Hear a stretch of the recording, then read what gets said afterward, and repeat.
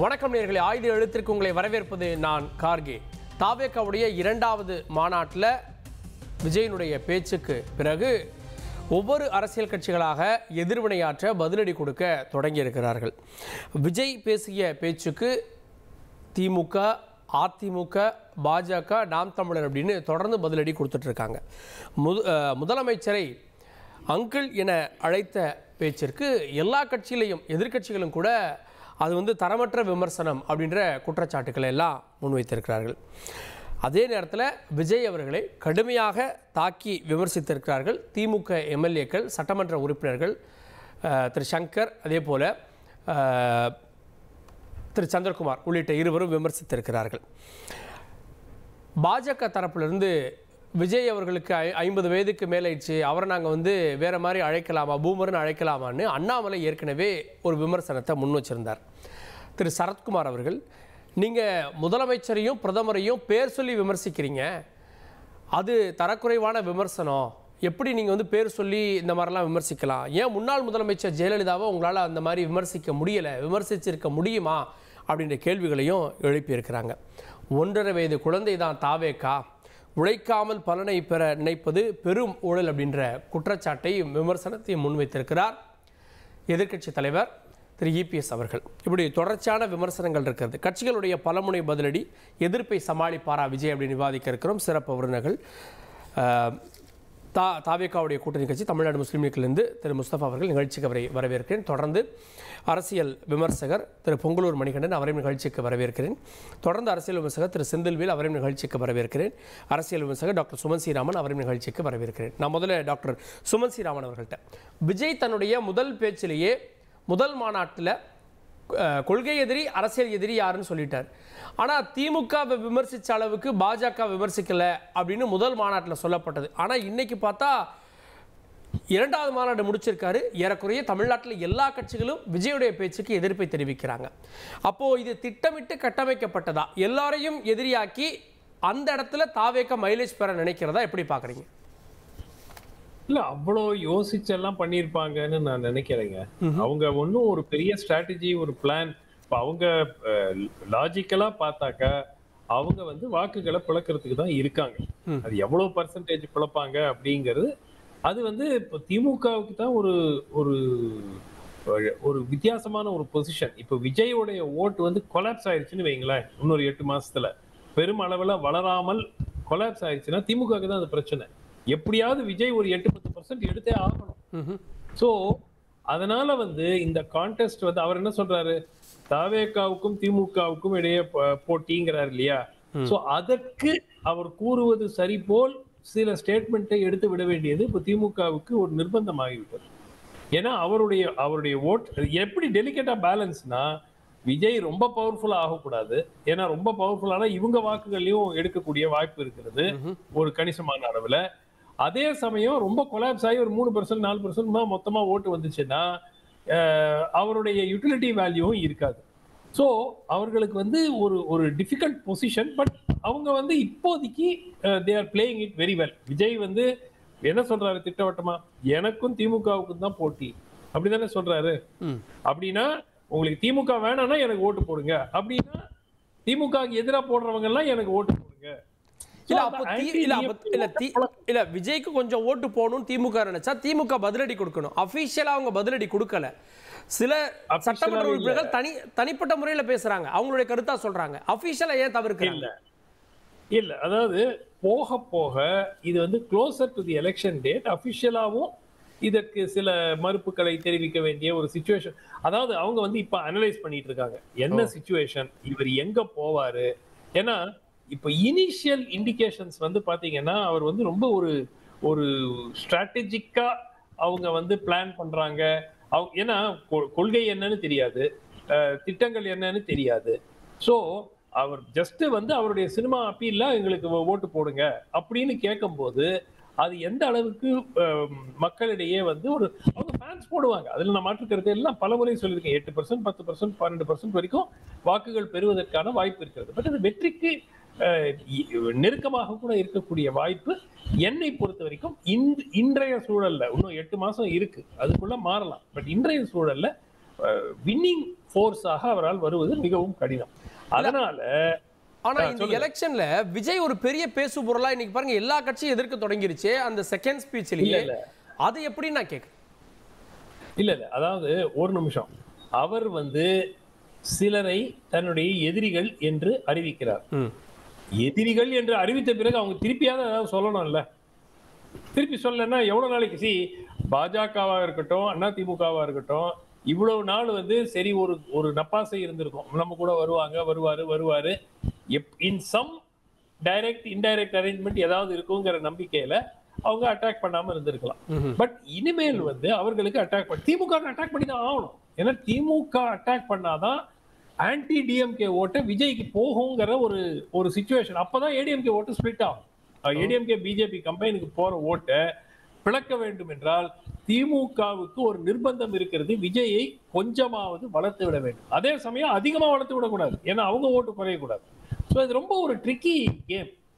அந்த கேமை எப்படி டிஎம்கே ஆடுறாங்க அப்படிங்கிறது தான் அடுத்த 8 மாசத்துல பார்க்க வேண்டிய ஒரு சுவாரஸ்யமான ஒரு ஆட்டமாகத்தான் இருக்கிறதா நான் பார்க்கிறேன். ஓகே, தொடர்ந்து நான் மற்றவர்களுடைய பார்வை வாங்கிட்டு வந்துடுறேன். திரு செந்தில்வேல், திமுக தலைவரை முதலமைச்சரை விமர்சித்ததை எதிர்கட்சிகள் விமர்சிக்கிறாங்க. இது என்ன அப்படி பேசுறாரு அப்படின்னு. அண்ணாமலை அதை தவறு அப்படின்றாரு. திரு சரத்குமார் அவர்கள் வேறொரு கட்சியில் இருந்தாலும் அவரும் விமர்சிக்கிறார்.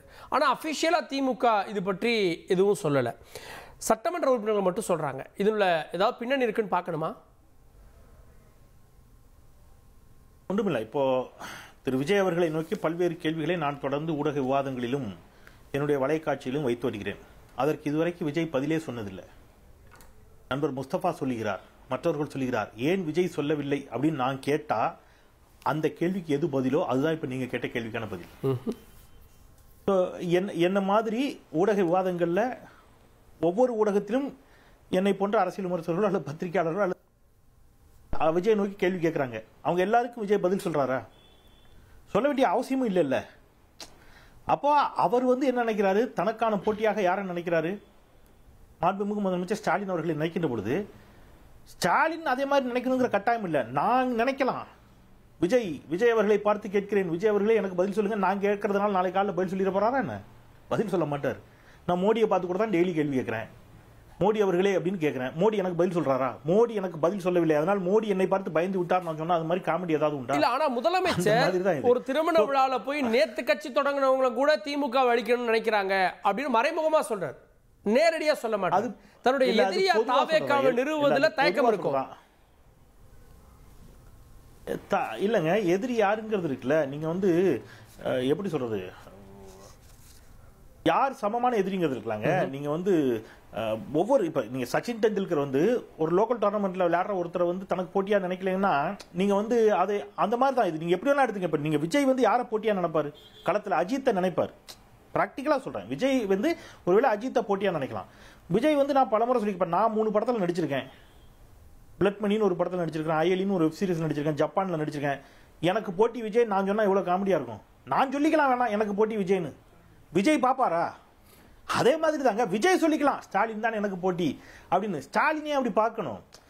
ஸ்டாலின் அதை பார்க்க வேண்டிய அவசியம் இல்லை இல்லையா? அதை பார்க்கலங்கிறதுனாலேயே அவரை பார்த்து அப்படிலாம் இல்லை. இனி வரக்கூடிய காலத்துல திமுகவுக்கு அதுக்கு எதிர்வினை ஆற்றுவோம். இப்ப நிதானமா கணிக்கிறாங்கன்ற பார்வை வைக்கிறாங்க. இல்லைங்க, அது ஒரு விதத்துல அப்படியும் எடுத்துக்கலாம். இப்ப நான் இப்படி கேட்கிறேன், விஜய் ஒருத்தரை பார்த்து பயப்படுறாரு, அது யாரு தெரியுமா? திரு சீமான் அவர்கள். இப்ப நீங்க இந்த கேள்வி எப்படி யோசிச்சு பாருங்களேன். விஜய் எல்லோரையும் கடுமையாக விமர்சிக்கிறார், எல்லாரும் ஏன் பதில் சொல்ல அப்படின்னு ஒரு கேள்வி கேட்கறீங்க. ஆனா விஜய முதல்ல இருந்து விமர்சிக்கிற ஒரே ஆள், அதாவது முதல்ல இருந்து இப்ப கட்சி ஆரம்பிச்சு அடுத்த நாள் அந்த முதல் கட்சி ஆரம்பித்த மாபெரும் பொதுக்கூட்டத்தில் அவர் கட்சி அறிவித்த பிறகு அடுத்த நாளே விஜய கடுமையாக விமர்சித்தவர் யாரு? ரோட்ல நடுரோட்ல நிக்காத, லாரியில் அடிபடி சாவுங்கிற அளவுக்கு கடும் சொற்களை வீசியவர் மரியாதைக்குரிய திரு சீமான் அவர்கள். ரைட், திரு சீமான் அவர்கள் இவ்வளவு கடுமையா விஜயை நோக்கி கேள்வி கேட்கிறார்ல, எங்கேயாவது ஒரு இடத்துல ஏங்க நீங்க 7% ஓட்டை தாண்டி வச்சிருக்கிறாரு சீமான். நீங்க அவர் 1%, 1/2%, 7% தாண்டி வச்சிருக்கிறவர். ஒரு இடத்துலயாவது அவருக்கு விஜய் ஏன் பதில் சொல்லவே இல்லை? அப்ப இப்ப அரசியல் பொலிட்டிக்கலா சொல்றேன், பொலிட்டிக்கலா சீமான் விஜயை விட சீனியர் அரசியல்ல சொல்றேன். அப்படி இருக்க போது 7% வாக்கு வங்கியை நிரூபித்த சீமானையே 1.5 ஆண்டுகள் தான் ஆகிறது கட்சி ஆரம்பித்து. இன்னும் தன்னுடைய வாக்கு பலத்தை நிரூபிக்காத விஜய் அவர்கள் சீமானையே தனக்கு போட்டியா பார்க்கல அரசியல்ல. அவர் யார் தான் நினைக்கிறாரு? திரு ஸ்டாலின் அவர்கள் தான் நினைக்கிறாரு. அப்ப வாக்கை நிரூபிக்காத மரியாதைக்குரிய திரு விஜய் அவர்களே மற்ற யாரையும் தனக்கு போட்டியில் ஸ்டாலின் தான் என்று நினைக்கின்ற பொழுது 75 ஆண்டுகால கட்சி எப்படிங்க அவங்க இதை யோசிப்பாங்க? விஜய் போய் போட்டியா நினைப்பாங்க? அதனால அவங்க என்ன நினைப்பாங்க? நீங்க நல்லா கொஞ்சம் பாருங்க. நம்முடைய முதலமைச்சர் மரியாதைக்குரிய மருத்துவரையா ராமதாஸ் அவர்களுக்கு பதில் சொல்லி பார்த்திருப்பீங்க. அன்புமணி ராமதாஸுக்கு பதில் சொல்ல மாட்டார். மேடம் ஜெயலலிதாவுக்கு அவர் பதில் சொல்லியிருக்கார். இப்ப மரியாதைக்குரிய எடப்பாடி கே பழனிசாமி அவர்களுக்கு பதில் சொல்வார். ஏன்னா சட்டமன்ற எதிர்க்கட்சி தலைவர் இல்லையா, மக்களால் தேர்ந்தெடுக்கப்பட்ட சட்டமன்ற எதிர்க்கட்சி தலைவர் எடப்பாடி கே பழனிசாமி அவர்களை குறிப்பிட்டு பேசுவார். சீமானை குறிப்பிட்டு அவர் பேசுனது இல்ல. டிடி தினகரனை பற்றி அவர் பேச மாட்டாரு. அப்ப விஜயை பத்தி மட்டும் ஏன் பேசணும்? பேச மாட்டாங்க. இது ஒரு பொலிட்டிக்கல் ஸ்ட்ராட்டஜி தானே. கேட்போம். நீங்க பிரைம் மினிஸ்டர் இருக்காருன்னா பிரைம் மினிஸ்டர் காங்கிரஸை கேள்வி கேட்பாரு, கம்யூனிஸ்டுகளை கேள்வி கேட்பாரு, அதிகபட்சம் மமதா பானர்ஜியை கேள்வி கேட்பாரு, தமிழ்நாட்டில் ஸ்டாலினை கேள்வி கேட்பார். நீங்க குட்டி குட்டி கட்சியை பத்தி பிரைம் மினிஸ்டர் பேசுவாரா? பேச மாட்டேன். எல்லாருமே தங்களுடைய பலத்திற்கு நாம சொல்லிக்கலாங்க, எனக்கு போட்டி, என்ன கண்டு மோடி பயப்படுறாரு, என்ன கண்டு விஜய் பயப்படுறாரு நம்ம சொல்லிக்கலாம். பட் அது ஃபேக்ட் இல்ல. தி சேம் அதே தான் இங்க என்ன விஜய் சொல்லிக்கலாம், அது அல்ல ஃபேக்ட். சோ ஸ்டாலின் அவர்கள் இவர்களுக்கு பதில் சொல்ல வேண்டாம் என்பது தான் அவர் என்ன செய்றாரு, கடந்து போகிறார். நீங்க குறிப்பிட்ட எம்எல்ஏக்கெல்லாம் கூட டு பி ஃபிராங்க் நானே அதை பார்க்கல. நீங்க இந்த நிகழ்ச்சியில் சொல்லும்போது தான் தெரிகிறது.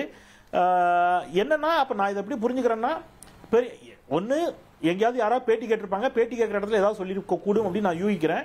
ஸோ அவங்களுமே அதை என்ன செய்றாங்க, தங்களுடைய தலைமை விமர்சித்தால் ஏதாவது கோவத்தில் விமர்சிச்சிருப்பாங்களே தவிர விமர்சனங்களும் தனிநபர் தாக்குதலா ஒருமையில இருக்கு அப்படின்லாம் பார்க்கப்படுது. இல்ல அதுக்கு காரணம் என்னன்னா அது எதிர்வினை தான். நீங்க யோசிச்சு பாருங்களேன், திரு விஜய் அவர்கள் அரசியலுக்கு வந்த உடனேயே ஐயோ விஜய் வந்து விட்டார் அப்படின்னு கடுமையா அங்கிருந்து கடும் தாக்குதல்கள் அல்லது கருத்தியல் ரீதியாக அவர் மீது அப்படி செயல்பாடு நடந்துச்சுன்னா அது விவாத பொருள். டாக்டர் சுமன் சொன்ன மாதிரி அது எதிர்வினை தான். இப்ப இந்த விவாதத்திலே நான் டாக்டர் சுமந்த் அவர்களையோ நண்பர் பொங்கலூர் மணிகண்டனையோ அல்லது நம்முடைய நண்பர் முஸ்தபா அவர்களையோ கடுஞ்சொற்களால் ஏதாவது விமர்சித்து விட்டால் அவர்கள் கண்டிப்பா எனக்கு பதில் சொல்லித்தானே அவங்க எனக்கு பதில் சொல்லாம எப்படி கடந்து போவாங்க? அப்போ அது யாரா இருந்தாலும் மாட்டாங்க தானே. அதேதான் விஜய் அவர்கள் கடும் சொற்களால் சொல்லுகின்ற பொழுது அதற்கு அவர் தங்களுடைய தலைமை இப்படி கேட்கிறாரே அப்படிங்கிற பெயர் சொல்லி விமர்சிப்பது, அங்கிள்னு சொல்லுவது, இது ஒரு அரசியல் தலைவருக்கு அழகான கேள்வி கேட்கிறாங்க. ஆனா சட்டமன்ற உறுப்பினர்கள் கேட்டிருக்கக்கூடிய கேள்வின்றது குடும்பம் பற்றியதா, தனிநபர் தாக்குதலா, அப்படி மாறலையா?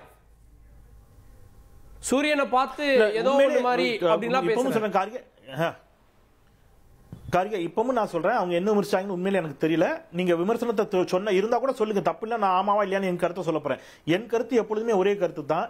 யாராக இருந்தாலும் கருத்தியல் ரீதியாக காத்திரமாக விமர்சனங்களை வைக்கலாம், ஆனால் நாகரிகமான துணில இருக்கணும். எல்லோருக்கும் சுயமரியாதை இருக்கிறது. நாகரிகமாக நீங்க ஆதாரங்களோடு தரவுகளோடு யாரும் யாரை குறித்து விமர்சிக்கலாம், தப்பு இல்ல. தி சேம் டைம் நான் என்ன கொடுக்கறேனோ அதான திருப்பியும் கிடைக்கும்.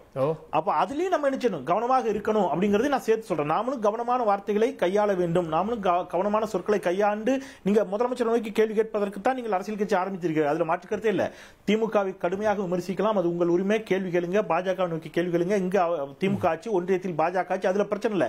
பட் அதை நீங்க என்ன வார்த்தைகளை பயன்படுத்தி கேட்கிறீர்கள் அப்படிங்கறத பொறுத்து தான் உங்களுக்கான எதிர்வினையும் இருக்கும். நீங்க கண்ணியக்குறைவான சொற்களை பயன்படுத்தினால் தலைவர்கள் கடந்து செல்வார்கள். இது நம்ம தகுதிக்கு இது அழகில்லைன்னு.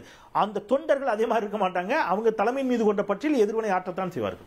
கேட்போம். நான் திரு பொங்கலூர் மணிகண்டன் எல்லோரையுமே பிரதமரை பேரை சொல்லி கூப்பிட்டார், முதலமைச்சரை பேரை சொல்லி விமர்சித்தார். ஆனா அதிமுக விமர்சிக்கிறார், இன்னைக்கு யார் கையில சிக்கி இருக்கு அப்படின்னு பேசுறாரு. ஆனா இபிஎஸ் அப்படின்னு ஒரு இடத்துல கூட சொல்லல. அப்ப இன்னும் இங்க இபிஎஸ் விமர்சிக்கல அப்படின்றத ஒரு தனி பார்வையா எடுக்கிறாங்களே. ஆனா இபிஎஸ் விமர்சிக்கிறார் விஜய மறைமுகமா, அவரும் நேரடியா சொல்லல.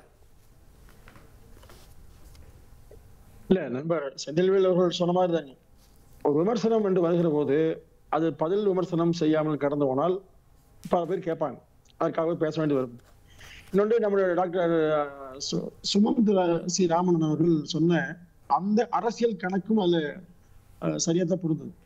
பொதுவா நீங்க கடந்த காலங்கள்ல பேசின பேச்செல்லாம் நீங்க ஒவ்வொரு கட்சியும் எடுத்தீங்கன்னா அது ரொம்ப மோசமா தான் இருக்கு, அது நீ மறுக்க முடியாது. இப்போ இன்னைக்கு கூட பாருங்க, திமுக திரு RS பாரதி அவர்கள் எதிர்கட்சி தலைவர் குறித்து ஒரு கருத்து சொல்றாரு, பார்த்திருப்பீங்க. அம்மா ஜெயலலிதா அம்மா கன்னடர், எம்ஜிஆர் வந்து மலையாளி என்ற அடிப்படையில புரட்சி தமிழர் என்று தன்னை அழைத்துக் கொள்கிறார் என்று விமர்சனம் பண்றார்.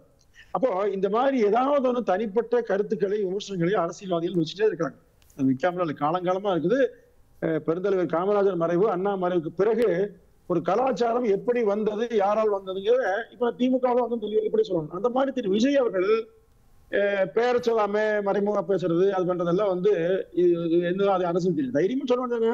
அதிமுக சொல்லுங்க, திமுக சொல்லுங்க, பிஜேபி சொல்லுங்க, யார் வேணும் சொல்லுங்க. இப்போ ஒரு புறம் நான் சீமான் சொல்ல ஏத்துக்கிறேன். ஒரு புறம் திமுகவை குடும்ப ஆட்சி என்று விமர்சனம் செய்யறார். அது சரிதான், குடும்ப ஆட்சி. ஆனா அவர் விரும்புகிற கட்சி காங்கிரஸ் கட்சி, விரும்புகிற தலைவர் ராகுல் காந்தி. அவர் மன்னர் பரம்பரையில வராம அதை கடந்து போறாரு. அப்போ திரு விஜய் அவர்களை பொறுத்தவரையில் தன்னுடைய நிலைப்பாட்டில மிகப்பெரிய குழப்பத்தே இருக்காரு. ஏன்னா அவர் கடந்த காலத்துல வெளிநாட்டில ஒரு கார் இறக்குமதி செய்தது கூட மிகப்பெரிய அவர் பத்தி பேசப்பட்டது, வரி இறக்குமதியில் பேசப்பட்டது. ஆனால் தன்னை புனிதராக, ஏன்னா புதிதாக அவர்கள் இந்த பட்டத்தை ஈஸியா சொல்லுவாங்க. இது சொல்லக்கூடிய வாய்ப்பு எல்லாத்துக்கும் வசதியும் உண்டு. நாங்க கூட புதுசா வந்தோம்னா சொல்லலாம். அப்போ திரு விஜய் அவர்களை பொறுத்தவரை அவர் நோக்கம் என்ன? ஏதாவது திரு விஜயகாந்த் அவர்கள் இதே மதுரை நடத்த மாநாடு சரியா தவிர எடுக்க முடியும், மிக தெளிவா பேசினார் அரசியல், அது மறுக்க முடியாது. அவர் 1000 தடவை சொல்லலாம். ஆனால் தன்னுடைய அரசியல் நிலைப்பாட்டை முதலிலே கூடி மிக அருமையா சொன்னார். ஆனா திரு விஜய் என்ன சொல்றாரு, குழப்பம். சினிமாவோட பேசுற வசனத்தை விட குழப்பத்தின் அடிப்படையில திரும்ப திரும்ப பாதிக்கிறதெல்லாம் பேசுறாரு. எல்லாரும் எதிர்க்கிறாரு அப்படின்றத அவருடைய நிலைப்பாடா இருக்கு. அதுல இன்னும் உங்களுக்கு குழப்பம் இருக்கா? திமுகவை அரசியல் எதிரி, பாஜக கொள்கை எதிரி, அதிமுகவை தலைவர்களை கொண்டாடுறாரு. ஆனா இன்னைக்கு எப்படி இருக்கு அப்படின்னு ஒரு இக்கண்ணா வைக்கிறார். நீங்க இதெல்லாம் லாஜிக். நான் வெளிப்படையாக சொல்றேன், திமுகவையோ அதிமுகவையோ மற்ற கட்சியில பேசிட்டேன். இப்போ தொண்டர்கள் எந்த வாக்களிக்க தொண்டர்கள் மாறி எல்லாம் போக மாட்டாங்க. ஒரு தேர்தல், ஒரு இடைத்தேர்தலில் ஒரு வாக்கு கூடிக்கலாம். இப்ப ஆர்கே நகர்ல எப்படி ஓட்டு போச்சு, வேற ஓட்டு போச்சு பேசுவோம். அது ஒரு கட்சியோடு குறையும் கூட. அது ஆனா ஒட்டுமொத்தமாக ஒரு அரசியல் கட்சியை சேர்ந்தவர்கள் அந்த வாக்கை வேறு கட்சிக்கு மாற்றி எல்லாம் போட மாட்டாங்க. திரு விஜயகாந்த் அவர்கள் வருகிற போதும் இப்படித்தான் அவர் எல்லாத்தையும் விமர்சனம் பண்ணார். ஏதாவது ஒவ்வொரு கட்சி வந்த போதும் விமர்சனம் உண்டு, கடுமையா விமர்சனம் பண்ணாங்க.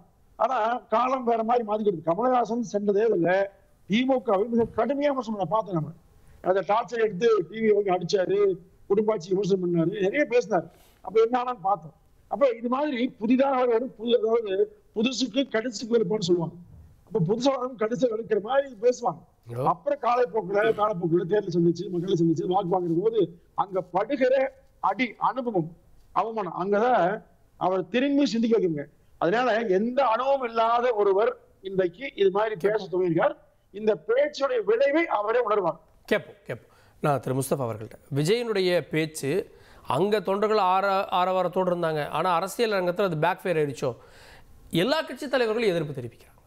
பயத்தின் உச்சம். நான் கேட்குறேன் சார், சுமத் சார் சொல்கிற மாதிரி சொல்கிறாரு, விஜய் அவர்கள் என்ன வந்து களத்தில் இருந்தார், என்ன பண்ண போகிறாரு, அவர் வந்து வின்னிங்கில் போக போகிறது இல்லை, அவர் என்ன பார்த்தீங்கன்னா அவரோட கணிப்பு சொல்கிறார். நான் கேட்குறேன் சார், அனைத்து இந்திய அண்ணா திராவிட முன்னேற்றங்களும் திமுகவும் தனியாக நின்று அவங்களோட பர்சன்டேஜ் என்னன்னு பார்க்கணும்.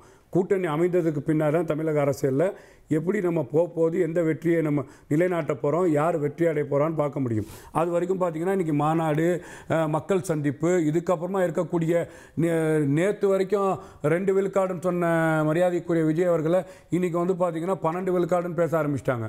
நாளைக்கு 28 விழுக்காடு 30 விழுக்காடுன்னு பேசவும் போகிறாங்கன்னு தான் நான் சொல்கிறேன். அந்த அடிப்படையில் பார்த்திங்கன்னா முழுமையான அரசியல் களத்தில் இறங்கிட்டார், மக்களை சந்திக்க முடிவு பண்ணுறார். நான் கேட்குறேன் சார், விஜய் அவர்கள் வந்து திமுகவை தலைவர் அவர்களையும் நாட்டோட பிரதமர் மோடி அவர்களையும் இன்னும் தவறான விமர்சிக்கலையே. பிரைம் மினிஸ்டர்னு சொல்லியிருக்கிறாரு. அவர் எப்படி பெயர் சொல்லி கூப்பிடுறத எதிர்க்கிறாங்க, அது வேற சார். நான் என்ன சொல்றேன்னா, எப்படி சொல்லியிருக்காரோ, எப்படி அவர் கூப்பிடுவாரோ அந்த பாவனை விமர்சித்து இல்ல அங்கிள்னு சொல்றது, அது வந்து என்ன தொனி அப்படின்றாங்க. அவர் வந்து அது நையாண்டி பண்ற அவர்கள் பார்க்கிற பார்வை சார். காமால கண்டதெல்லாம் மஞ்ச, அரண்டவன் கண்டதெல்லாம் பேய் மாதிரி அவர்கள் பார்க்கிற பார்வை. அவர் வந்து பாத்தீங்கன்னா அவரை சந்திருக்கும் போது அங்கிள்னு கூப்பிட்டுருக்கலாம். நான் கேட்கிறேன், அங்கிள் என்ற வார்த்தை அண்ணன் செந்தில் வேளாளர்களுக்கு எல்லாம் தெரியும். மாமா என்ற வார்த்தை சவுத்தில் இருக்கவங்களும் தவறான வார்த்தையா? அங்கிள் நேரு, மகாத்மா காந்தி, அறிஞர் அண்ணா, புரியுதா சார்? முறை சொல்லி வளரப்பட்ட இந்த இந்தியா, இந்த தமிழகம், இங்க வந்து பாத்தீங்கன்னா அவர் வந்து போய் சந்திக்கும் போது அங்கிள் கூட்டுப்பாரு. இல்லைன்னா நீங்க அந்த முறை, அந்த துணி my dear uncle how are you uncle அப்படி இருந்ததா? சரி, அவர் கேள்வி கேட்ட துணி எப்படி இருந்தது? அதை நீங்கள் வந்து பார்த்தீங்கன்னா நீங்கள் அங்கிள் ஜி நீங்கள் வந்து பார்த்தீங்க என்னன்னு சொல்றீங்கன்னு கேட்டிங்கன்னா தன்னையே வந்து அப்பான்னு கூட சொல்கிறீங்க, நாங்கள் உரிமைப்பட்டவர், நீங்கள் அங்கிள், தமிழ்நாட்டு மக்கள் இவ்வளோ பாதிப்படைகிறாங்க, நீங்கள் இதுக்கெல்லாம் வந்து விடை கொடுக்கணும்னு சொல்கிறார். இதுக்கு வந்து பார்த்தீங்கன்னா நாங்கள் வந்து எதிர்வினை ஆட்டலைன்னா மரியாதைக்குரிய தமிழக வெற்றி கழகம் என்னைக்கு உருவாச்சு அன்னையிலேருந்து திமுக அவருக்கு வந்து பார்த்தீங்கன்னா இது எதிர்வினை ஆட்டிட்டு கொண்டு இருக்கிறத நம்ம பார்க்குறோம்.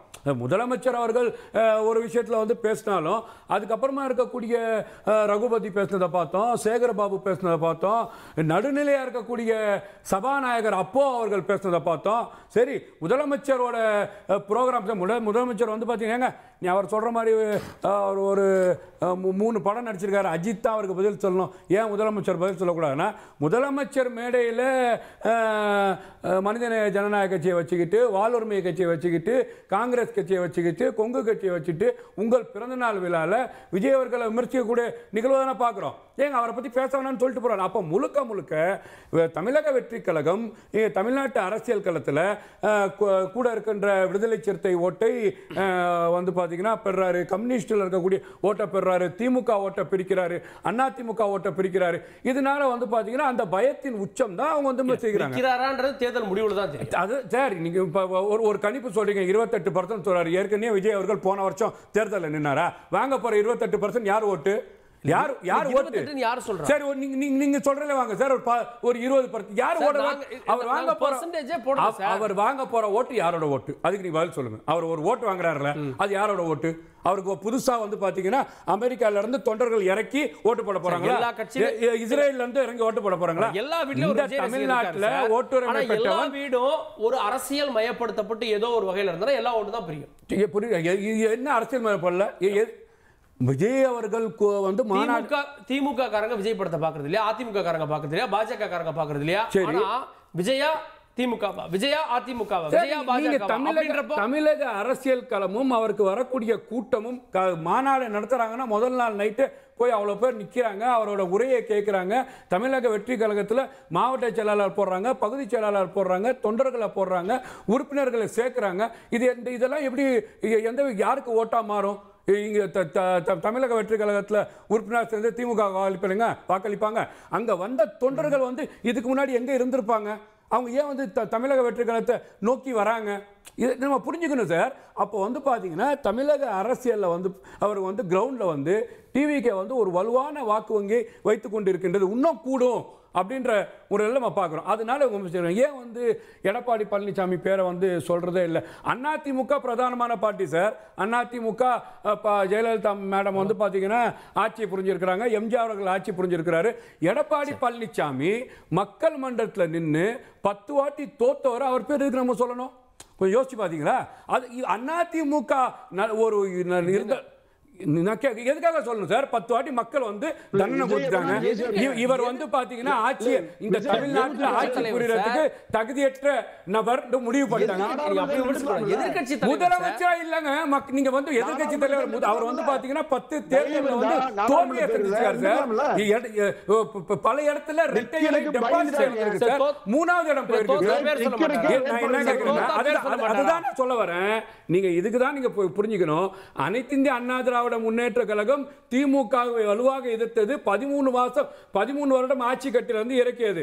அப்ப அனைத்து இந்திய அண்ணா திராவிட முன்னேற்ற கழகம் 2011 ஜெயலலிதாவுக்கு வலுவாக அம்மா அவர்களுக்கு வாக்களித்த அனைத்து இந்திய அண்ணா திராவிட முன்னேற்ற கழகம் இப்ப குழப்பத்தில் இருக்கிறாங்க. எடப்பாடி பழனிசாமி ஒரு பெரிய லீடரா எல்லாம் பேர் சொல்ல மாட்டேன்னு சொல்றாரு. இன்னொரு வார்த்தை அதான் இப்ப வந்து தமிழக அரசியல் வந்து சீமானா எடப்பாடியான்ற நோக்கத்துல தான் போகுது. சீமானுக்கு எதுக்கு சீமான் என்னதான் விமர்சிப்பார் சார்? சீமான் வந்து பெரியார் விமர்சிச்சா நான் கேட்கிறேன். டே 1ல இருந்து கொள்கை தலைவர் டே 1 சார், அதான் கிளீனா சொல்றாரு. நான் செத்த மாமிசத்தை சாப்பிடுறது இல்ல, கெட்டு போன உணவை வந்து நான் வந்து அன்றது இல்ல. புரியுதா உங்களுக்கு? அப்போ வந்து பெரியாரை பத்தி அமித்ஷா விமர்சித்தால் பதில் கொடுப்பார். அப்போ வந்து சீமான் விமர்சி எதுக்காக தேவன்ல இருந்து பாத்தீங்கன்னா அண்ணன் தம்பி வந்துட்டார், வந்து சேரணும், திமுகவை வீழ்த்த வேண்டும் என்று சொன்னால் யாரு சொல்றாரு பாருங்க. இப்ப பேசுறாருல நாட்டாம சரத்குமார், திமுகவை வீழ்த்த வேணும், நம்ம எல்லாம் ஒன்று சேரணும். திமுக வீழ்த்த வேணும்னா நம்ம எல்லாம் ஒன்று சேரணும். இது அதிமுக குரல், பாஜக குரல், சீமானோட குரல். அப்போ வந்து பாத்தீங்கன்னா மக்களால் புறக்கணிக்கப்பட்ட பாஜகவையும் அதிமுகவையும் நாம் தமிழரையும் இன்னைக்கு டிவிகேவா டிஎம்கேவான்ற களத்தில் இருக்கக்கூடிய விஜய் அவர்கள் எதுக்கு செத்த மாமிசத்தையும் அழுகி போன மாமிசத்தை பத்தி பேச வேண்டும் என்றதுதான் எங்களோட கூற்று. இல்லை இப்போ வந்து ஒரு நிமிஷம் இப்போ செந்தில் பேசுங்க செந்தில் சார் பேசுங்க. கார்கே நான் பேசுறேமா? ஓகே. முதல்ல இந்த டோனே ரொம்ப ஆபத்தான டோன். அதாவது திரு சீமான் அவருடைய அரசியல்ல எனக்கும் நிறைய முரண்பாடுகள் இருக்குது. செத்த மாமிசம், அழுகி போன மாமிசம், இது என்ன மாதிரியான வாதம்? நான் சொல்லுவேன், ஒரு 7 விழுக்காடு வாக்கு சதவீதத்தை நிரூபித்திருக்கக்கூடிய ஒரு கட்சி. எனக்கு சீமானோடு ஒரு துளியும் அவருடைய அரசியல் செயல்பாடுகளில் உடன்பாடு இல்லை, கடும் முரண்பாடு. அது ஒரு பக்கம் இருக்கட்டும். இப்ப இவர் பேசிட்ட பொழுது ஒரு வாதம் வைத்தார். நீங்க நிச்சயமா ஆட்சிக்கு வருங்கிற மாதிரி சில பர்சன்டேஜ் சொன்னார். நீங்க அந்த மாபெரும் பொதுக்கூட்டம், அது மாநாடுங்கிறாங்க, மாபெரும் பொதுக்கூட்டம், அந்த மாபெரும் பிரம்மாண்டமான பொதுக்கூட்டத்துல நீங்க ஒண்ணு கவனிச்சீங்களா? டீனேஜ் கேர்ள்ஸ் கொஞ்சம் வந்திருந்தாங்க, டீனேஜ் பாய்ஸ் கொஞ்சம் வந்திருந்தாங்க. ஆன்டிங்க யாருமே வரல. கவனிச்சீங்களா கார்கே? ஏன் ஆன்டிங்களுக்கெல்லாம் விஜய் பிடிக்கலையா? ஒரே ஒரு ஆன்டிங்க தான், ஒரே ஒரு ஆன்டி வந்திருந்தாங்க அங்க. எனக்கு தெரிஞ்சு அங்க ஒரு ஆன்டி தான் வந்திருந்தாங்க. அவங்க விஜயோட அம்மா தான் அந்த ஆன்டி. அந்த ஆன்டி மட்டும் தான் அங்க உட்கார்ந்து இருந்துச்சு. வேற ஒரு ஆன்டி அங்க இல்லையே. ஏன்? என்ன சொல்ல வரீங்க? அவங்க ஓட்டலாம் யாருக்கு போகும்?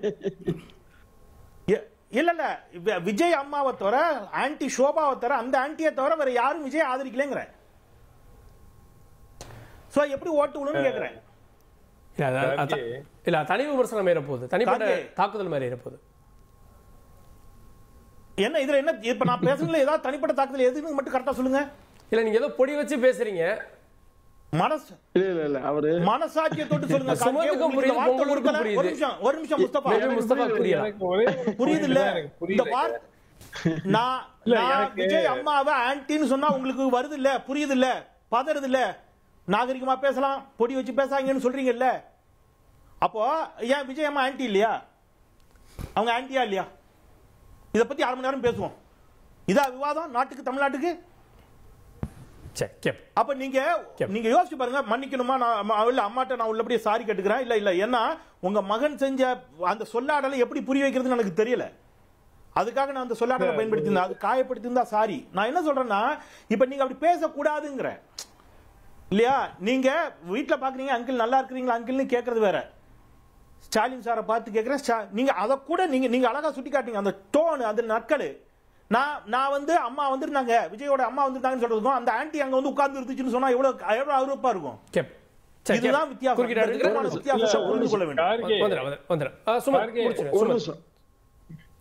இல்ல எனக்கு புரியல, திரு விஜய் அவர்கள் உடைய விமர்சனங்களுக்கு ஆளாகிறதுக்கு ஒருத்தருக்கு பெரிய லெவல்ல தகுதி இருக்கணும். 4 ஆண்டு முதலமைச்சரா இருந்தா போராது, 4 முறை எம்எல்ஏ தேர்ந்தெடுக்கப்பட்டா போராது, 1 முறை எம்பியா தேர்ந்தெடுக்கப்பட்டா போராது. இப்போ என்ன தகுதி இருந்தா இவர் வந்து விமர்சனம்?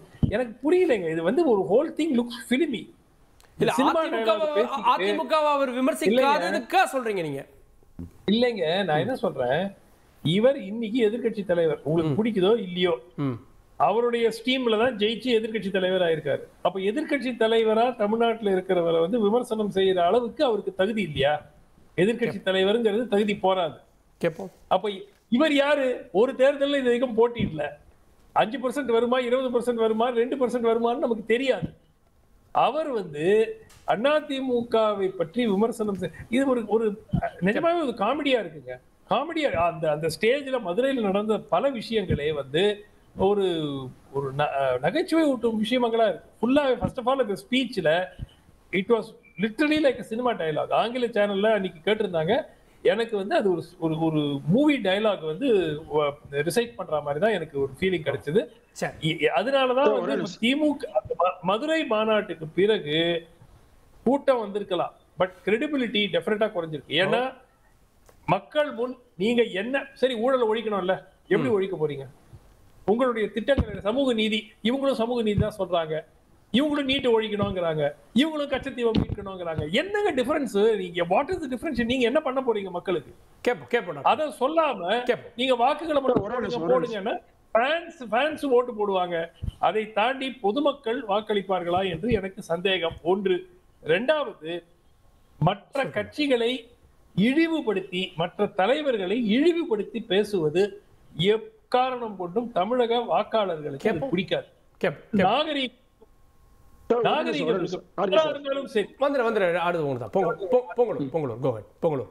ஒண்ணும் இல்ல, இப்போ பேசும்போது விஜய் ஆதரவாளர் பேசும்போது சொன்னாருங்க, இப்போ திமுகவுக்கும் தாவேக்கு போட்டின்னு சொன்னாரு. நான் செந்தில் கேட்கிறேன், திமுக கேட்கிறேன். திமுக எங்கேயாவது மேடைகள்ல எங்களுக்கு அதிமுக போட்டி இல்லை என்றோ, அதிமுக விமர்சிக்காமலோ, அல்லது அதிமுக திமுக விமர்சிக்காமலோ மற்ற விமர்சிப்பாங்களா? அதிமுக திமுக பத்தி பேசும், திமுக ரெண்டு பேர் தாண்டி வரான்னு சொல்ல வரல. ஏனால் இவர்கள் தான் இன்றைக்கு மிகப்பெரிய வாக்கு வங்கியோடு இருக்காங்க. இதை மறுக்க முடியாது. இந்த வாக்கையை யாராலும் சிதைக்க முடியாது. இன்னைக்கு அதிமுக திமுக தான் பேசுறீங்க, ஸ்டாலின் தான் பேசுது. விஜய் எல்லாம் பேச மாட்டாங்க. பேசுற அளவுக்கு அவர் தகுதி படைத்தவர் நிச்சயமா கிடையாது. அதனால இந்த அரசியல் தான் போக முடியும். விஜய் களத்துல நானும் இருக்கிறேன்னு சொல்லி ஒரு காமெடி செய்யறார் என்பதுதான் இங்க குறிப்பிட விரும்புறேன். கேப்போ திரு முஸ்தபா முதலமைச்சரை இன்னைக்கு விமர்சிக்கிறாரு. ஏன் முன்னாள் முதலமைச்சர் ஜெயலலிதா அவர்களை அவரால் விமர்சிக்க முடியாது, விமர்சித்து பாருங்களேன் அப்படின்னு சரத்குமார் அவர்கள் கேள்வி கேட்குறாங்க, பலரும் கேள்வி கேட்குறாங்க. இல்லை, இப்போ அப்போ நம்ம அண்ணன் செந்தில் அண்ணன் அதே தோரணில் தான் கேள்வி கேட்குறாரு. அதுக்குள்ளே தான் அவர் போகிறாரு. அவங்க ஜெயலலிதா மேடம் பேரை சொல்லாமல் அதிலிருந்து வேறு மாதிரி ஒரு ஆங்கிளில் பேசுகிறேன். நான் என்ன சொல்கிறேன் சார், ஆன்டி என்பது தவறான வார்த்தை கிடையாது. நிறையா பேர் அங்கே வந்திருந்தார்கள். மரியாதைக்குரிய விஜய் அவர்கள் தாயாரும் வந்திருந்தார்கள், அதுக்கு மறுப்பு கிடையாது. ஆன்டி என்ற வார்த்தை தவறான வார்த்தை கிடையாது. அங்கே பெண்கள் வந்திருந்தாங்க, எல்லாம் வந்து தான் இருந்தாங்க. இன்னொன்று கேட்டிங்கன்னா சார், எடப்பாடி பழனிசாமி இன்றைக்கி அதிமுக நான் தான் சொல்லிட்டு உட்காந்துருக்காரு. ஜெயலலிதா அம்மா ஆட்சி செஞ்சாங்க, அவங்க இல்லை, அவங்களே விமர்சிக்கணும். அவர்களுக்கு இப்போ அவர்களை விமர்சிக்க தேவை என்ன இருக்கின்றது? நீங்கள் சொல்லுங்கள். ஜெயலலிதா அம்மா இன்னைக்கு ஜெயலலிதா அவர்கள் இருந்திருந்தா நீங்க இப்படி இன்னைக்கு ஸ்டாலின் அவர்களை விமர்சிக்கிற அளவுக்கு அவர் இதே தோரணையில விமர்சிச்சிருக்க முடியுமா சார்? என்னன்னு கேட்டீங்கன்னா, தமிழக வெற்றி கழகம் இன்னும் ஒரு படி மேல போய் அவங்க கேட்கறது கொடைநாடுல என்ன ஆச்சுன்னு கேட்கறாங்க சார்.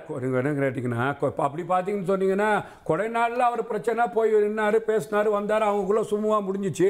அதுக்கப்புறமா அவங்க அவரோட சுமூத்தா பயணிச்சார். நீங்க சொல்லக்கூடிய திமுக அப்படியே பாத்தீங்கன்னா ஆண்டு கொண்டிருக்கின்ற அரசாங்கத்தையும் பாஜக அப்படியே எதிர்த்து நிமிர்ந்து கேள்வி கேட்கக்கூடிய இடத்துல இருக்கிறீங்களா? நீங்க எந்த இடத்துல பம்புனீங்கன்னு தமிழ்நாட்டு மக்கள் பார்த்தாங்கல்ல. எடப்பாடி பழனிசாமி நான் தான் பொதுச் செயலாளர் சொல்லவர். எடப்பாடி பழனிசாமி பாஜக எப்படி பம்பி உட்கார்ந்தாரு, எப்படி கூட்டணி பேசினாரு, எப்படி கை கட்டி நின்னாரு, எப்படி பாஜக கொடிய பின்னாடி பறக்க விட்டு உங்களுக்கு முடிவு செஞ்சாரு. இப்ப வரைக்கும் யார் முதலமைச்சர், யார் துணை முதலமைச்சர், இலாக்கால பங்கு இருக்கா, பங்கு இல்லையா அப்படின்னு சொல்லக்கூடியவர்கள் தான் பாத்தீங்கன்னா தனித்த ஆட்சி அமைப்பு. அதான் சார், அமித்ஷா பக்கத்தில் உட்கார சொல்ல சொல்லுங்க, அமித்ஷா வாயால சொல்ல சொல்லுங்க. நீங்க என்டிஏ கூட்டணியில் ஆட்சி அமையல சொல்றாரு. உங்களை பார்த்து நேத்து அரசியலுக்கு வந்தவர் தமிழ் பாஜக தலைவர் அந்த அண்ணாமலை என்ன கேள்வி கேட்டாரு, குருமூர்த்தி என்ன கேள்வி கேட்டாரு, எஸ்பி சேகர் உங்களை என்ன படுத்தினாரு. இதுதான் சார் நிகழ்வு. நீங்க அதே அண்ணாமலை முதலமைச்சராக முந்தானது பேசுறாங்க. நீங்க இவ்வளோ விஷயங்கள் பாஜகவுக்கு பயந்து செஞ்சாங்களா?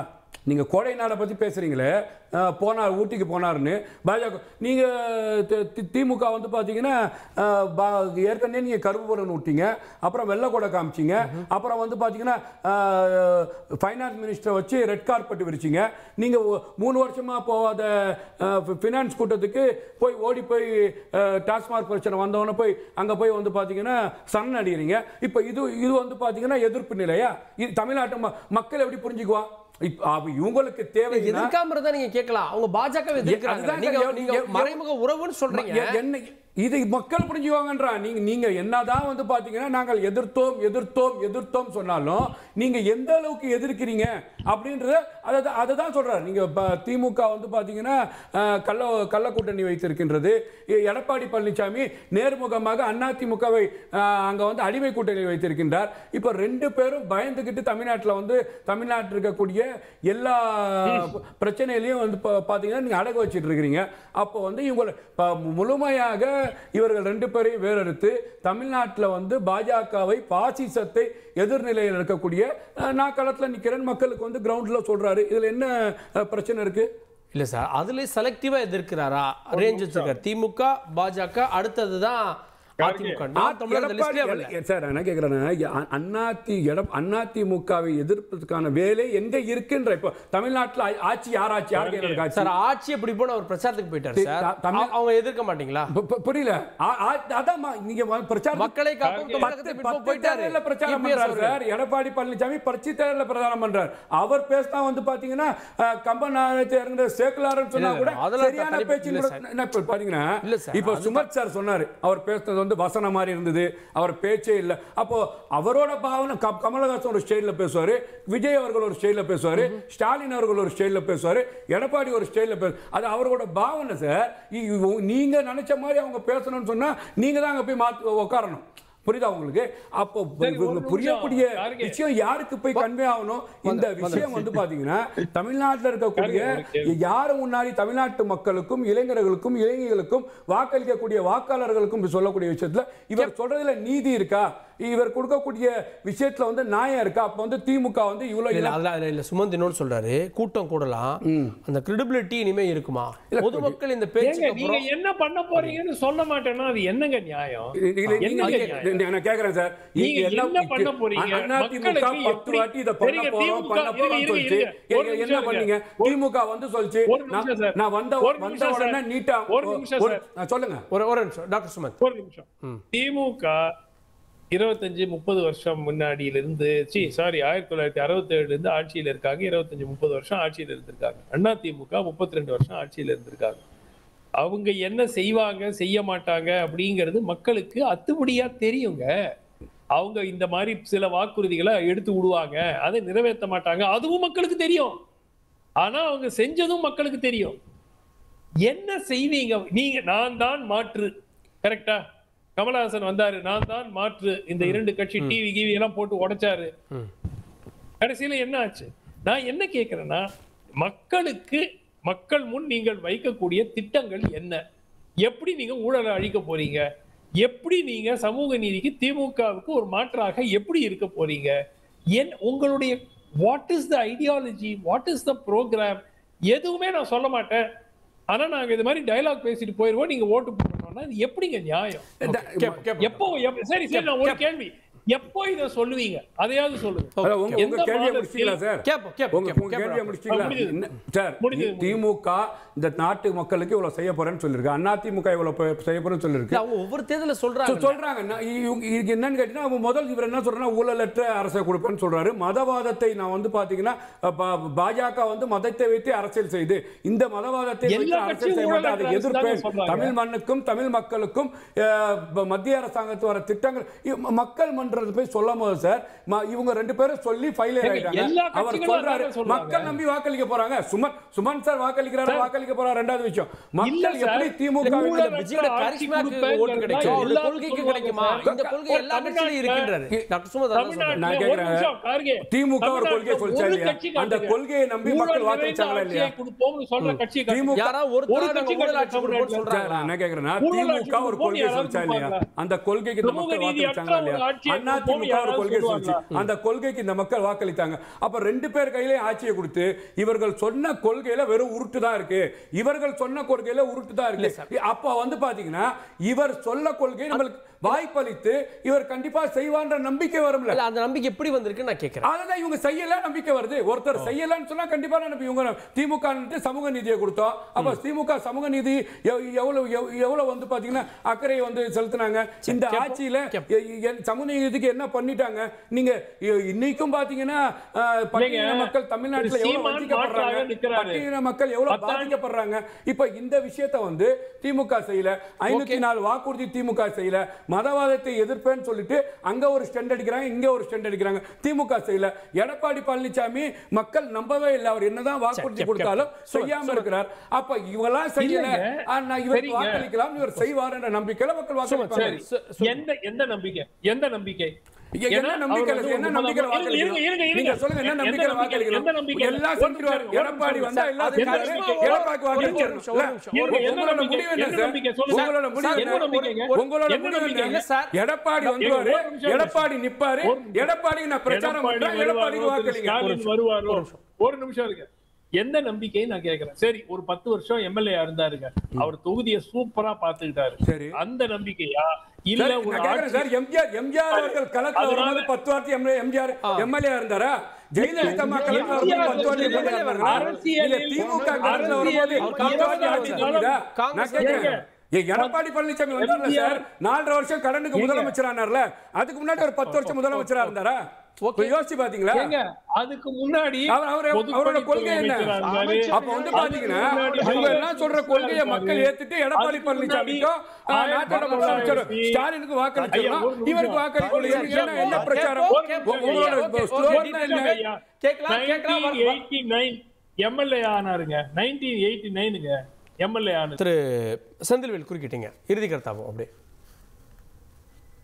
எஸ், இல்ல அது திமுகவிற்கு அதிமுக மாற்றாக இருக்க முடியாது, நாங்கள் தான் மாற்றாக இருப்போம் அப்படின்னு தாவேகா சொல்லும் என்றால், அதிமுக எப்படி மாற்று இல்லை அப்படிங்கிறதையும் சேர்த்து விமர்சிக்க வேண்டிய கட்டாயம் இருக்கு அதில் களத்தில். அது அவங்க செய்ய மறுக்கிறாங்க, ஒரு பக்கம் இருக்கட்டும். நம்பிக்கை ஏற்படுக்கு மக்களுக்கு நம்பிக்கைன்னாரு. எப்படிங்க நம்பிக்கை? ஒரு நான் 2-3 கேள்வியில் மட்டும் முடிச்சுறாங்க. உங்களை நம்பி வந்த ரசிகர்கள் மாண்டு போயிருக்கிறார்கள். எந்த கட்சி, அரசியல் கட்சி மாநாடோ பேரணியோ நடத்தினாலும் விபத்துகளில் தொண்டர்கள் இழப்பது என்பது பல காலங்களாக நடக்குது, அதில் எனக்கு மாற்று கருத்து இல்லை. ஆனால் அதை நீங்கள் அணுகிய விதம், 19 வயது இளைஞன் ஒருவன் பேனர் கட்டுறேன்னு இறந்து போனான். குறைந்தபட்சம் அவனுக்கு ஒரு இரங்கல் தெரிவித்தீர்களா அவங்களுடைய பொதுக்கூட்டத்தில்? இல்ல. கோத்தகிரியை சேர்ந்த ஒரு பையன் வந்து மூச்சு திணறல. நான் என்ன சொல்றேன், நீங்க வந்து மாநாடுன்னா என்ன தெரியுமா இருக்கே, 2 நாள் 3 நாள் நடக்கும். அந்த தொண்டர்களுக்கும் பந்தல் போட்டிருப்பார்கள். எந்த கட்சி மாநாடா இருந்தாலும் சொல்றேன், இந்த கட்சி அந்த கட்சி இல்ல, திமுக அதிமுக இல்ல, எந்த கட்சி மாநாடு இருந்தாலும் பந்தல் போட்டிருப்பாங்க. அப்படி இல்லாமல் நடப்பது பெயர் பொதுக்கூட்டம். இது மாபெரும் பிரம்மாண்ட பொதுக்கூட்டம், நிறைய மக்கள் கூடாங்க, அதுல எனக்கு மாற்றுக்கிறது. அதை என்ன செய்யுங்க, 6 மணிக்கு ஆரம்பிச்சு 9-10 மணி வரைக்கும் முடிங்க. அப்ப வெயில்ல மக்கள் வாட மாட்டாங்கல்ல. இது நீங்க கரெக்டா வந்துட்டீங்க. ஆனா தொண்டர்கள் வெயில்ல கடந்து அது ஒருத்தர் மயங்கி விழுந்துட்டாங்க. அவன் ஆம்புலன்ஸ் தூக்கிட்டு மதுரையில் இருக்கக்கூடிய ஹாஸ்பிட்டல்ல சேர்க்காம கோத்தகிரி வரை கூட்டு போனாங்க. போற வழியில் அந்த இளைஞன் செத்து போனான். அந்த இளைஞன் வீட்டுக்கு போய் எந்த உதவியும் செய்யல. இன்னொரு இளைஞன், அவங்க அம்மா இன்னைக்கு பேசுறாங்க, சந்தோஷம். அந்த பையன் பேர் சரத்குமார். அவங்க சொல்றாங்க, அந்த நீங்க பாத்திருப்பீங்க, பவுன்சர்ஸ் தூக்கி வீசுறாங்க, ஏதோ குப்பையை கசக்கி தூக்கி வீசுற மாதிரி வீசுறாங்க. அந்த ரசிகர்கள் தானே உங்களை வாழ வச்சாங்க. அவன் என்ன பண்ண போறான், உங்க மேல ஆர்வத்துல ஓடி வர்றான். அவன் ஏற அதே வீடியோல அப்படி பண்ணாதீங்க விஜய் தடுக்கிறதும் இருக்குல்ல. இல்லங்க ஏங்க, இதெல்லாம் நீ அடிக்க என்னங்க, நீங்க பவுன்சர் எதுக்குங்கிற? நீங்க 2 சரிங்க, நீங்க பவுன்சர் என்ன பண்ணுங்க, ஓகேங்க, நீங்க இருக்கட்டுங்க. நான் பிராக்டிகலா பேசுறேன். ஒரு ஆர்வத்தில் ரசிகர்கள் ஏதாவது செஞ்சிருவாங்கன்னு கூட நினைக்கலாம். வர்றது ரசிகரா யாரு, நீங்க தடுத்து நிறுத்துங்க. தூக்கி வீசுறாங்க, தலைகீழ போடுறாங்க. அவன் தலையில அடிபட்டு ஏதாவது ஆகி போச்சுன்னா யார் பதில் சொல்றது? சுருக்கமா எப்படி என்னங்க, ஒரு வரையறை இல்லையா? ஓகே, நீங்க உங்க ரசிகர்களை இப்படித்தான் நீங்க நடத்துவீங்களா? உங்க தொண்டர்களை நீங்க இப்படித்தான் நடத்துவீங்களா? அப்ப உங்க தொண்டர்களை இதற்கு முன்பு நடத்திய முதல் அவருடைய கட்சி அறிவித்த அந்த இதுலயும் சரி, நிகழ்வுலையும் சரி, அந்த விபத்துல ஒரு பையன் இறந்து போயிட்டான். அவங்க உறவினர்கள், அந்த இளைஞனுடைய நண்பர்கள், அதே தாவேக்காவில் இருந்தவர்களே கொந்தளித்து போய் பேசினாங்க. விஜய் விஜய் விஜய்னு விஜய் மீது பைத்தியமாவே இருந்தான், உயிராவே இருந்தான். இவன் செத்து போயிட்டான். வந்து விஜய் வர வேண்டாங்க, ஒரு போன், ஒரு ஆறுதல், புஷியானது கூட வரலன்னு சொல்லி அவங்க அவ்வளவு கொந்தளித்து போய் பேசினார்கள். அப்போ உங்க கட்சியை சேர்ந்தவர்களுக்கு இது 3 நாளா மீடியா டிஸ்கஷன் ஆன பிறகு நேற்று இரங்கல் அறிக்கை வருது. விஜயோட வருது, நேற்று தான் இரங்கல் அறிக்கை வருது. உங்க கட்சியை சேர்ந்தவருக்கே நீங்க வந்து எந்த முக்கியத்துவம் கொடுக்கலன்னா நீங்க நாட்டு மக்களை காப்பாத்துறீங்க, நாட்டு மக்கள் நம்புவாங்களாம். எப்படி நம்புவாங்க? சரி, ஓகே. பொங்கலூர் மணி இறுதி கருத்து. அதாவது இதுவரை வெறும் ரசிகராகவே தியேட்டர்ல பார்த்து கைதட்டி விசிலடிச்சு இருந்த ரசிகர்கள் எல்லாம் விஜய் வந்து பெருசா நினைச்சாங்க. இனிமேல் தான் பார்க்க போற தகவல் பாதுகாவலன் என்று நம்பி வந்தவர்களுக்கு செந்தில்வேல் சொல்லி சரிதான். அப்போ இந்த மாதிரியான நடவடிக்கைகளில் அவர் விஜய் ஈடுபட அவர் சுயரவும் வெளிப்படுது. நிஜத்துல வந்து திரையில் நடிகர் இருந்தார், நிஜத்திலும் நடிகர் மாறிட்டார். இப்ப நீங்க ஊழலை பேசுவாங்களா? பேச சொல்லுங்க. பக்கத்துல இருக்கிறது ஆதரவு வச்சுன்னா லாட்டரியில நாட்டு தரமட்டும் பேச சொல்லுங்க. அதாவது மிகப்பெரிய ஒரு மோசடியான வார்த்தைகளை பயன்படுத்துறாங்க. இப்போ தமிழ்நாட்டு அரசியல்ல திரு கருணாநிதி அவர்களாகட்டும், அம்மாவாகட்டும், எம்ஜிஆர் ஆகட்டுங்க, திரு விஜயகாந்த் அவர்களாகட்டும், அதாவது ஒவ்வொரு முறையும் பொதுக்கூட்டங்களில் மாநாடுகளில் தன்னுடைய அரசியல் பாதையை தலைவெடுத்துவாங்க, அடுத்து போற விஷயங்கள் வெளிப்படுத்துவாங்க. ஆனா எதுவுமே இல்லாம ஏதோ இவர் வந்து டேட்டா பேட்டா புரோட்டா ஏதோ பேசிட்டு இதெல்லாம் என்ன அரசியலே புரியலைங்க. இவர் மனசுல எல்லாம் உண்மையை சொன்னா எந்த பக்குவம் இல்ல, எந்த அரசியல் முதிர்ச்சியும் இல்ல, அவருக்கு எந்த பிரச்சனை மக்கள் பிரச்சனை தெரியாதுங்க, அது தீர்வும் தெரியாது. ஏதோ ஒரு கூட்டம் கிடைச்சு போச்சு, இல்ல அது ஆட்சி கிடைச்சாதானே சார் தீர்வு பண்றாங்களா இல்லையான்னு தெரியும். அதுதான் இவரோட ஆட்சி கொடுத்தா என்னங்கிறீங்க. இவருக்கு ஆட்சி கொடுத்தா மிகப்பெரிய ஆபத்து தமிழ்நாட்டுக்கு வந்து உண்மையிலேயே. ஓ. அதாவது அப்படிப்பட்ட மக்கள் முட்டாள் கிடையாது. இல்ல, ஞாபகம் வச்சுக்கங்க. இல்ல விஜயனுடைய அது விஜய் அதிமுக என்பவர் முன்னாடி சொல்லல, இப்போ அதிமுக வர அட்டாக் பண்ணதுக்கு அப்புறம் சொல்லுது. சார் இல்ல நீங்க நம்மள விமர்சிக்காத வரைக்கும் பல பேர் சொல்லுவாங்க சார், பல பேர் கட்சியா இருப்பாங்க. தினம் பேசிட்டு இருந்தா காலை தூங்கி வச்சா பேசிட்டே இருக்கணும், தேவையில்லை. நம்மள விமர்சிக்கும் போதே விமர்சிக்கணுங்க. Okay. உண்மையை சொல்றேன், விஜய் என்பவர் அடுத்த கமலஹாசனாக திமுக சேர்ந்து பயணிப்பார். சுமந்த் ஒரே வார்த்தை டாக்டர். இல்ல ஜஸ்ட் ஒரு 2 சென்டென்ஸ் மட்டும். ஒண்ணு, இந்த யார் அவருடைய கோட் அண்ட் கோட் ஸ்ட்ராட்டஜி எல்லாம் பண்றாங்களோ அவங்க வந்து அடுத்த சில நாட்களுக்குள் அவருக்கு ஒரு பிளான், ஒரு விஷன் ஃபார் தமிழ்நாடு, அந்த மாதிரி ஏதாவது ஒரு டாக்குமெண்ட்டை தயாரிச்சு அட்லீஸ்ட் அடுத்த கூட்டத்திலேயாவது அதை பத்தி அவர் பேசினாலாவது ஓரளவுக்கு கிரெடிபிலிட்டி வரதுக்கு வாய்ப்பு இருக்கு. இல்லைன்னா இப்போதைக்கு கிரெடிபிலிட்டி இல்லை. அவர் எதுக்கு வாட் டஸ் ஹி ஸ்டாண்ட் ஃபார்ங்கிறது யாருக்குமே தெரியாது. ரெண்டாவது, மிக முக்கியமாக ஒரு இதே மாதிரி ட்ரெண்ட் கண்டினியூ ஆச்சுன்னா ஒரு காலகட்டத்தில் திமுக எப்படியாவது இன்டைரக்டா அவருக்கு எப்படியாவது ஒரு பூஸ்ட் கொடுத்து ஆற வேண்டிய சிச்சுவேஷன் வந்துடும். ஏன்னா அவர் கணிசமான அளவுகளை வாக்குகளை பிளந்தால்தான் அது திமுகவுக்கு சாதகமாக அமையும். அவர் ஒண்ணு வாக்குகளை பெருமளவில் எடுக்கல போயிடும். அதனால அதற்கும் முயற்சிக்க வேண்டும். முஸ்தபா என்னன்னு கேட்டிங்கன்னா சார், அதிமுக திமுக வந்து பார்த்தீங்கன்னா மாநாடு நடத்தி எத்தனை வருஷம் ஆச்சுன்னு முதல் யோசிக்கணும். எத்தனை வருஷம் முன்னாடி நடத்தினாங்க, இதுக்கப்புறம் எப்போ நடத்த போகிறாங்கன்னு. ஆனால் தமிழக வெற்றி கழகம் அதான் எப்படி நடத்துனாங்கன்னு பாருங்கள் சார். எப்படி 200 ரூபாய் பிரியாணிக்கு எவ்வளோ மாநாடு நடத்தி எத்தனை வருஷத்துக்கு முன்னாடி நடத்துனாங்க, நடத்தினதுக்கப்புறம் எவ்வளோ கூட்டம் வந்துச்சு, தன்னெரிச்சியாக விஜய்க்கு வந்த கூட்டத்தை யோசிக்கணும். ஒன்று. ரெண்டாவது சார், செந்தில் அண்ணன் ரொம்ப வந்து வருத்தப்பட்டார். பவுன்சரை வந்து தூக்கி போட்டாங்க. அதெல்லாம் மதியாருக்கு விஜய் அவர்கள் வீடியோலாம் பார்த்தேன், கண்ணன் தெரிவிச்சுக்கிறார். சார், நம்ம நாட்டோட முதலமைச்சர் ட்ரெயினில் போகிறவர் அடிக்கிறார் சார், அதுக்கும் வந்து வருத்தப்பட சொல்லுங்கள் சார். இன்னும் ஒன்று கேட்டிங்கன்னா, கட் அவுட் மாட்டி இறந்துட்டான்ல, கவலைப்பட்டார். அதுக்கு அறிக்கை வந்துருச்சு. கண்டிப்பாக வருத்தப்படக்கூடிய விஷயம். இந்த நாட்டில் யாரும் இறக்கக்கூடாது. கள்ளச்சாராயம் குடிச்சு இறந்தாங்க சார், எங்கள் நாட்டு முதலமைச்சர் போய் பார்க்கல சார். எவ்வளோ பெரிய வருத்தம் பார்த்தீங்களா? யோசிக்க தோணுதா? முடிச்சிடறேன் சார். தயவு செய்து சார்,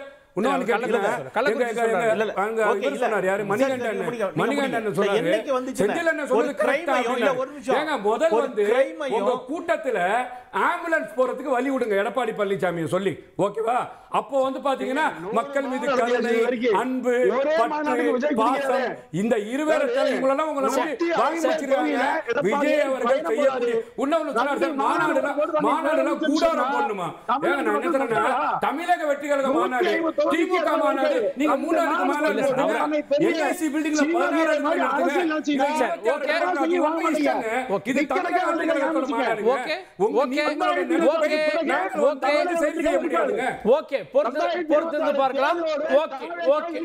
இந்த பலமுறை பதிலடிய விஜய் தாவேக்கா எப்படி எதிர்கொள்ள போகிறது பொறுத்திருந்து பார்க்கலாம். விவாதத்தில் இணைந்த விருந்தினர்களுக்கு நன்றி, பார்த்தவங்களுக்கும் நன்றி நேயர்களே. தொடர்ந்து இணைந்தீர்கள் தந்தி தொலைக்காட்சியுடன்.